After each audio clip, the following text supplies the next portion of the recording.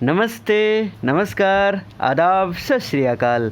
आप सभी का स्वागत है मेरे यूट्यूब चैनल हिस्ट्री विद विवेक में।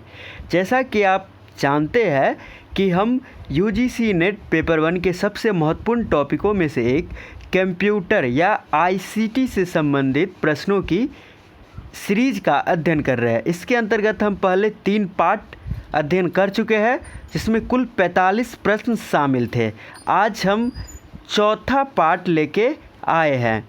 यह वीडियो आपके यूजीसी नेट पेपर 1 एग्ज़ाम के लिए बहुत ही महत्वपूर्ण है, अतः वीडियो को अंत तक देखेगा। जो लोग चैनल पे पहली बार आए हैं लाल बटन दबा के चैनल ज़रूर सब्सक्राइब करें, साथ ही बेल आइकन दबाएं ताकि आपको पेपर 1 के वीडियो एकदम सरल से सरलतम हिंदी भाषा में तुरंत मिल सके। चलिए हम आज का वीडियो आरंभ करते हैं। आज का हमारा पहला प्रश्न है, ऐसा डिवाइस जिसका उपयोग इलेक्ट्रॉनिक रूप से अथवा पेपर पर परिणाम दर्शाने के लिए किया जाता है। मतलब ऐसा डिवाइस पूछ रहा है जिसका प्रयोग पेपर पे रिजल्ट दिखाने के लिए, परिणाम दिखाने के लिए किया जाता है। तो वो डिवाइस सिंपल सी बात है आउटपुट डिवाइस कहलाता है। आपको बताओ, कुछ भी डाले कंप्यूटर में, कोई भी चीज़ जानकारी डालते हैं तो कंप्यूटर क्या करता है, उसको प्रोसेसिंग करता है। उसके बाद उसका जो परिणाम निकलता है उसको हमको प्रिंटर पे या कहीं पे वो आउटपुट डिवाइस हो गया। ये जो कंप्यूटर में जो चीज़ डाले वो प्रोसेसिंग करके कंप्यूटर जो हमको देता है वो सारे डिवाइस क्या कहलाते हैं, आउटपुट डिवाइस कहलाते हैं। प्रिंटर या मॉनिटर ये सब क्या होते हैं, आउटपुट डिवाइस होते हैं। तो ये क्या हो जाएगा आपका उत्तर, विकल्प बी, आउटपुट डिवाइस। फिर अगला प्रश्न है, हार्ड कॉपी आउटपुट से संबंधित सत्य कथन छाटे। आपको बताओ कि जो आउटपुट डिवाइस होता है ये मतलब कि आउटपुट जो होता है ये 2 प्रकार का होता है। एक हार्ड कॉपी आउटपुट होता है, एक सॉफ्ट कॉपी आउटपुट होता है। तो हार्ड कॉपी आउटपुट से संबंधित सत्य कथन की बातें कर रहा है। पहला विकल्प देखें, यह आउटपुट अस्थायी होता है, इसलिए जब भी आवश्यकता हो तो इसका उपयोग किया जा सकता है। बिल्कुल, हार्ड कॉपी आउटपुट जो होता है वह अस्थायी होता है, इसका हम अपनी ज़रूरत के अनुसार से इसका उपयोग कर सकते हैं। सामान्यतः यह पेपर पर होता है, बिल्कुल यह पेपर पर होता है। और बताओ आपको कि इसका उपयोग जो होता है वो रिपोर्ट तैयार करने में किया जाता है। और सी विकल्प जो है, इसके उदाहरण प्रिंटर, ग्राफ प्लाटर ये सब क्या है, इसके उदाहरण हैं। और भी एक उदाहरण आपको बता दूं, कंप्यूटर आउटपुट माइक्रोफिल्म, ये सब इसके उदाहरण हैं। तो ये जो हमारा डी विकल्प है सभी सही, इसमें ऑल ऑफ दिस टोटल का टोटल सही हो गया। तो एक और चीज़ आपको बता दूं कि अभी मैंने आपको बताया था कि जो आउटपुट डिवाइसेस होते हैं ये 2 प्रकार के होते हैं। 2 प्रकार के अपना परिणाम देते हैं, एक हार्ड कॉपी आउटपुट, एक होता है सॉफ्ट कॉपी आउटपुट।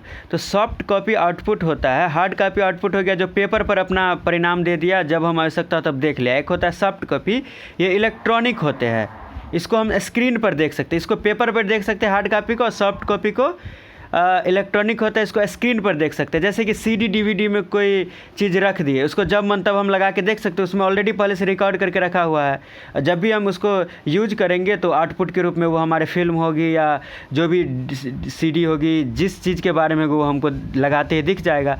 तो ये जो इलेक्ट्रॉनिक रूप से रखना हुआ तो ये सॉफ्ट कॉपी, और पेपर ऊपर में जो निकलता है तो ये हार्ड कॉपी होता है।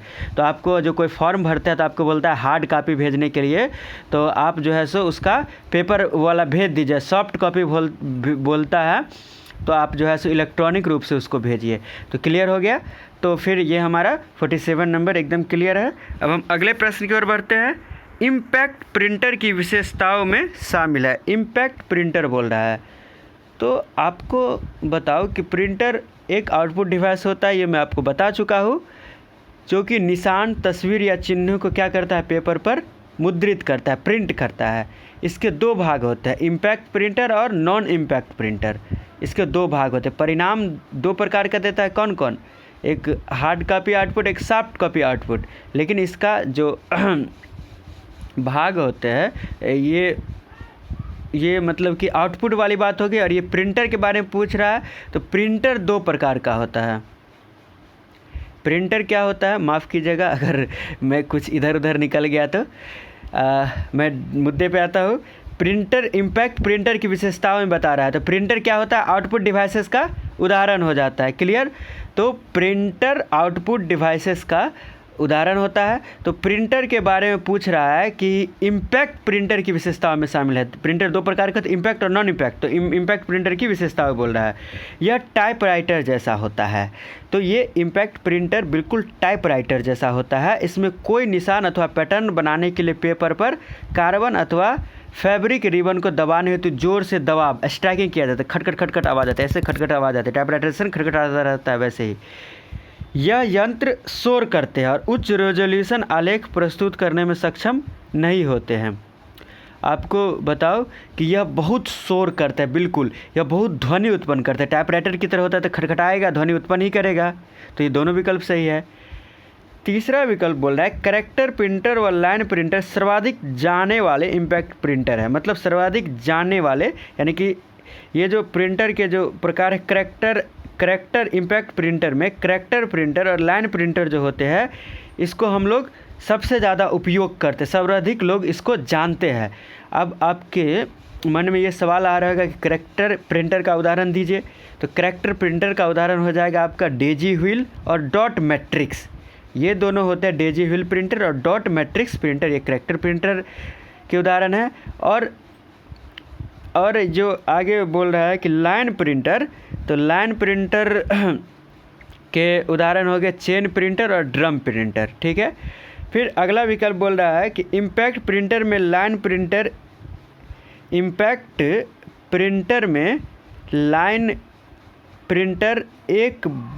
एक लाइन प्रिंट करता है, एक बार में एक लाइन प्रिंट करता है, अतः यह काफ़ी तेज़ होता है। बिल्कुल ये भी कथन सत्य है।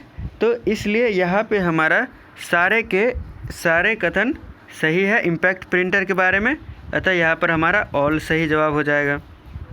अब हम फिर बढ़ते हैं अगले प्रश्न की ओर। नॉन इम्पैक्ट प्रिंटर से संबंधित सत्य कथन बोलता है। मतलब इम्पैक्ट प्रिंटर के बारे में तो आप समझ गए कि ये क्या होता है, टाइपराइटर जैसा होता है, बहुत शोर उत्पन्न करता है क्या। और इसी तरह इसका उल्टा, इसका दूसरा जो पार्ट होता है प्रिंटर का, मतलब दूसरा जो मतलब कि प्रकार है नॉन इम्पैक्ट प्रिंटर, उसके बारे में सत्य कथन बोलता है छाँटने के लिए।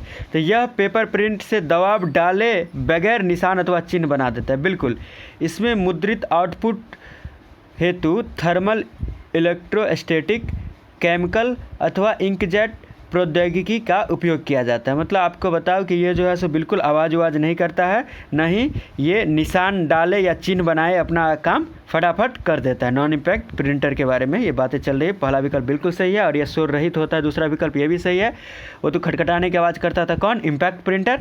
पर नॉन इम्पैक्ट प्रिंटर ऐसा कोई शोर नहीं करता है।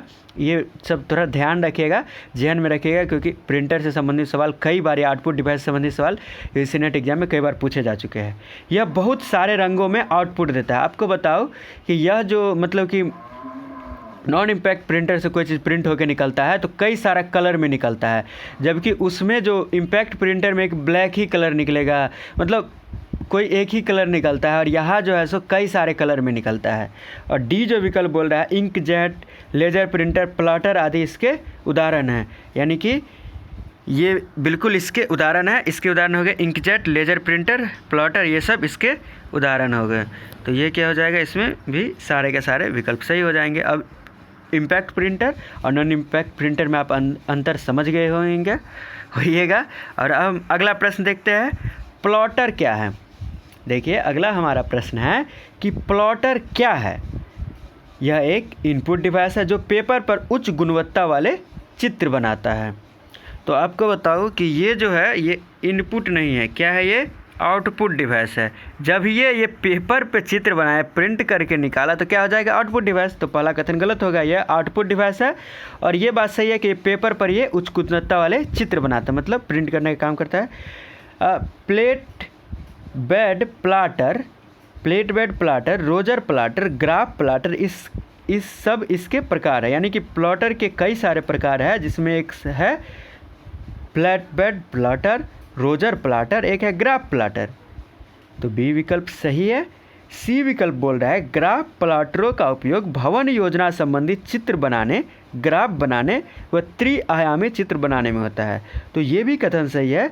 आपको बताओ कि ग्राफ प्लॉटर जो होता है उसका उपयोग भवन योजना संबंधित चित्र बनाने, ग्राफ और साथ में त्रिआयामी मतलब 3 डायमेंशनल चित्र बनाने में किया जाता है। अक्सर वास्तुकार व इंजीनियर द्वारा इसका उपयोग मशीन, पुल इत्यादि की डिजाइनिंग के लिए किया जाता है। तो यहाँ पर हमारा विकल्प क्या सही हो गया? विकल्प बी और सी सही हो गया। अब हमारा अगला प्रश्न है कि शेयरवेयर सॉफ्टवेयर क्या होता है? शेयरवेयर ये एक सॉफ्टवेयर होता है, बहुत ही महत्वपूर्ण है। शेयरवेयर से प्रश्न पूछ चुका है, तो ध्यान देखिएगा कि शेयरवेयर सॉफ्टवेयर क्या होता है। यह कॉपीराइट प्राप्त सॉफ्टवेयर होता है। बिल्कुल सही कथन है। इसमें क्या लिखा रहता है आप देखते होइएगा, कोई भी गेम खेलता है, कोई भी सॉफ्टवेयर यूज करता है, ट्राई बिफोर वी बाय, मतलब आप इसको थोड़ा सा यूज कर सकते हैं ख़रीदने से पहले। तो लेकिन इसमें कॉपीराइट पक्का होता ही है, कॉपीराइट पूरा होता है, पर आप इसका यूज कर सकते हैं मतलब ख़रीदने से पहले। और इसका बी विकल्प बोल रहा है जो प्रयोक्ता विचार अवधि के बाद प्रोग्राम जारी रखना चाहते हैं उन्हें शुल्क देना पड़ता है। मतलब कुछ दिन आप इसका ट्रायल कर लिए, उसके बाद भी अगर आप इसको ये पसंद आ गया, आप इसको जारी रखना चाहते हैं, तो भाई साहब आपको इसके लिए शुल्क देना पड़ेगा। समझ गए? इसके लिए आपको शुल्क देना पड़ेगा, यानी कि आपको इसके लिए चार्जेज लगेंगे। और यह सामान्यतः कम महंगा होता है। क्यों? क्योंकि अक्सर एक ही प्रोग्रामर इसे डेवलप करता है। तो यानी कि शेयरवेयर क्या हो गया? एक सस्ता सॉफ्टवेयर हो गया। तो यहाँ पे भी हमारा सारे के सारे विकल्प सही हो जाएंगे। तो यानी कि शेयरवेयर सॉफ्टवेयर भी आपको समझ में आ गया होगा। अब अगला हमारा सवाल कि फ्रीवेयर प्रोग्राम क्या होता है, यानी फ्रीवेयर प्रोग्राम से जुड़े कथन हैं। तो ऐसा प्रोग्राम जो निःशुल्क दिया जाता है। देखिए ये जो था शेयरवेयर सॉफ्टवेयर, एक कॉपीराइट प्राप्त सॉफ्टवेयर था, ट्रायल के बाद आपको पैसा लगेगा, लेकिन फ्रीवेयर प्रोग्राम जो है सो फ्री होता है, मतलब निःशुल्क होता है। क्लियर? ये अक्सर इंटरनेट पर उपलब्ध होते हैं। तो हमारा ए विकल्प बिल्कुल सही है। और बी प्रोग्राम विकसित करने वाला फ्रीवेयर के सभी अधिकार अपने पास रखता है। देखिए बिल्कुल, प्रोग्राम जो डेवलप करता है वो सारा अधिकार आपके अपने वो खुद के पास रखता है। प्रयोक्ता कोई भी यूजर इसकी नकल करने अथवा वितरित करने या बेचने के लिए स्वतंत्र नहीं होता। आप यूज कर सकते हैं उसका, लेकिन आप उसको बेच नहीं सकते, यानी कॉपीराइट जो रहता है उसके खुद के पास रहता है। तो यहाँ पे हमारा जो था ये ए और बी दोनों विकल्प सही था। अब ये हमारा पिछला प्रश्न है, 53 और 54 नंबर दोनों प्रश्न हमारा पिछले वीडियो के प्रश्न हैं। पार्ट 3 में तो मैंने होमवर्क नहीं दिया था, पार्ट 2 में होमवर्क दिया था। तो पार्ट 2 के दोनों ये प्रश्न है कि कौन सा अन्य से भिन्न है गूगल, विंडोज़, लाइनेक्स, मैक्स। तो आपको बताओ ये विंडोज़, लाइनेक्स, मैक्स एक तरह के, गूगल इनसे अलग है। और ये 54 नंबर प्रश्न था कि दशमलव संख्या 23 किसके समानार्थी है, किसके समान है? 01011 10111। तो आपको मैं इसके बारे में आपको बतला दूँ। दशमलव संख्या 23 ये जो विकल्प बी है 10111 इसके समानार्थी। अब कैसे, ये मैं आपको एकदम सिंपल तरीके से एक डिवाइड विधि से बता देता हूँ। जैसे कि 23 हो गया, तो इसको हम ऐसे करके डिवाइड करना स्टार्ट कर दिए। देखिए 23, अब इसको हम डिवाइड करते जाएंगे। 2 से कितना जा लगेगा? 2 11 जा 22 होगा, एक नीचे तो और यहाँ पर शेष कितना बच गया, मतलब ये जो रिमाइंडर कितना बच रहा है? 1 बच रहा है। 11 जा लगाएंगे तो 11 2 जा 22, तो 1 बच रहा है। तो ये जो रिमाइंडर होगा ये हम साइड में लिख देंगे, यहाँ पे 1 हो गया। फिर लगाएंगे 2 से, अब क्या कितना जा लगेगा? अब लगेगा आपको 5 जा, फिर रिमाइंडर 1 बच रहा है, 2 5 जा 10, तो यहाँ पर रिमाइंडर लिखते जाएंगे। फिर कितना लगाएंगे? 2 से आप लगाइएगा, फिर 2 2 जा 4, रिमाइंडर कितना बच रहा है? फिर से 1 बच रहा है, तो फिर से लिख देंगे। अब लास्ट में जो 2 बचा, 2 से लगाएंगे तो 2 1 जा 2, तो 2 में से 2 गया 0, यानी कि रिमाइंडर 0 बच रहा है, तो यहाँ पर 0 लिख देंगे। अब इसको उल्टा ऐसे करके आप लिख दीजिएगा 1 0 1 1 1। क्या हो गया इसका आंसर? 1 0 1 1 1, यानी कि विकल्प बी हमारा सही जवाब होगा। तो ऐसे ही हम इसको दशमलव से इसको ऐसे करके हम इसको इस तरह से बाइनरी में डेसिमल टू बाइनरी चेंज करते हैं। अगर आपको इसमें decimal to binary, binary to decimal में अगर बहुत ज़्यादा समस्याएं आती है तो आप कमेंट बॉक्स में लिखें कि सर मुझे इस पर समस्याएं आती है, तो मैं इसका एक अलग से 10-20 मिनट का वीडियो बना दूंगा जिसमें कि मैं 10-20 एग्जाम्पल लेके आपको एकदम 100% क्लियर कर दूंगा। चाहे आपको बाइनरी से डेसिमल में चेंज करना हो या डेसिमल में से बाइनरी में चेंज करना हो, आपको बस कमेंट में लिखना है कि सर मुझे प्रॉब्लम है डेसिमल टू बाइनरी की, मुझे वीडियो चाहिए। चलिए, तो 53 या 54 नंबर जो प्रश्न था, इसके जो सही जवाब दिए थे, ये दिए थे बिलोक गुप्ता और गोलू कुमार। इन दोनों ने सही जवाब दिए थे। अब आज का जो आपका होमवर्क है उस पर हम देखे आए आपको कि 1 किलोबाइट कितने बाइट, 1 किलोबाइट में यानी 1 केबी में कितने बाइट होते हैं। देखिए 2 टू द पावर 6 ऐसे लिखाता है, 2 टू द पावर 6, ठीक। तो ऐसे लिखने की सुविधा थोड़ी प्रिंट करते वक्त, मैं टाइप करते वक्त नहीं हो रही थी, इसलिए मैंने इसका हिंदी में ऐसे लिख दिया 2 का पावर 6। तो इसको ये समझिएगा 2 टू द पावर 6 ऐसे, या 2 टू द पावर 32, या 2 टू द पावर 10, या नन, मतलब कोई नहीं। इनमें से कौन सा सही जवाब होगा। तो प्रश्न संख्या 55 लिख के जो आपको सही जवाब लिखता है वो सही जवाब लीजिएगा। जो सही जवाब देंगे उनका मैं अगले वीडियो में इससे जो संबंधित मैं पार्ट 5 लाऊंगा, कंप्यूटर से संबंधित, ICT से संबंधित, उसमें मैं उन लोगों के नाम लूँगा। इस तरह आज के वीडियो में हमने आउटपुट डिवाइस को हार्ड कॉपी आउटपुट या सॉफ्ट कॉपी आउटपुट या इम्पैक्ट प्रिंटर या नॉन इम्पैक्ट प्रिंटर या हो प्लॉटर, शेयरवेयर सॉफ्टवेयर या फ्रीवेयर प्रोग्राम आदि जो बहुत ही महत्वपूर्ण टॉपिक है कंप्यूटर का, इसका एकदम अच्छे से अध्ययन किया। आपको भी बहुत अच्छे से समझ में आया होगा, बहुत मज़ा आया होगा। इसी तरह UGC नेट पेपर 1 की एकदम आसान से आसान भाषा में वीडियो हमारे चैनल पे ढेर सारे मौजूद है। जैसे कि आपका हो गया रिसर्च एप्टीट्यूड, अनुसंधान अभिक्षमता, इस पर हम करीब 9 पार्ट बना चुके हैं। 90 प्रश्न बहुत ही महत्वपूर्ण है, जाके चैनल के प्लेलिस्ट में जाइए देखिए। चाहे टीचिंग एप्टीट्यूड हो, कम्युनिकेशन हो, या आपको बताओ कि नंबर सिस्टम हो या पीपल एंड एनवायरनमेंट हो, सारे टॉपिक पर एकदम आसान से आसान हिंदी भाषा में वीडियो अवेलेबल है। आप हमारे चैनल के प्लेलिस्ट में जाए, वहाँ जाके देखें और अध्ययन करें और लाभ उठाएं। और याद रखें कि पेपर 1 का बहुत ही महत्व, चाहे आप नेट करना चाहते हैं, JRF करना चाहते हैं, हर एक मतलब कि भारत में जो अधिकतर जो छात्र फेल करते हैं नेट एग्ज़ाम में, नेट JRF 1 नंबर से, 2 नंबर से या 5 नंबर से या 2% से, जिन का छूटता है नेट चाहे JRF, उसमें पेपर 1 की बड़ी भूमिका होती है, क्योंकि वो पेपर 1 को इग्नोर कर देते हैं। इसलिए पेपर 1 पे भी बराबर ध्यान दे।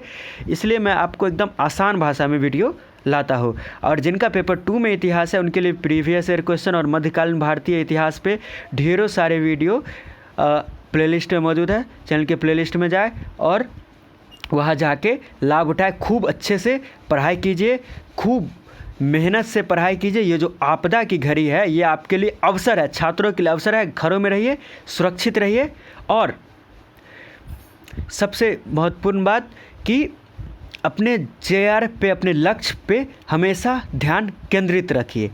तो वीडियो पसंद आए तो लाइक करें, कमेंट करें और बड़ी मात्रा में शेयर करें। और सबसे ज़रूरी बात कि जो लोग चैनल पे पहली बार आए थे, लाल बटन दबा के इतना ज़ोर से सब्सक्राइब करें कि आवाज़ यहाँ मेरे कानों तक गूंजती हुई आए।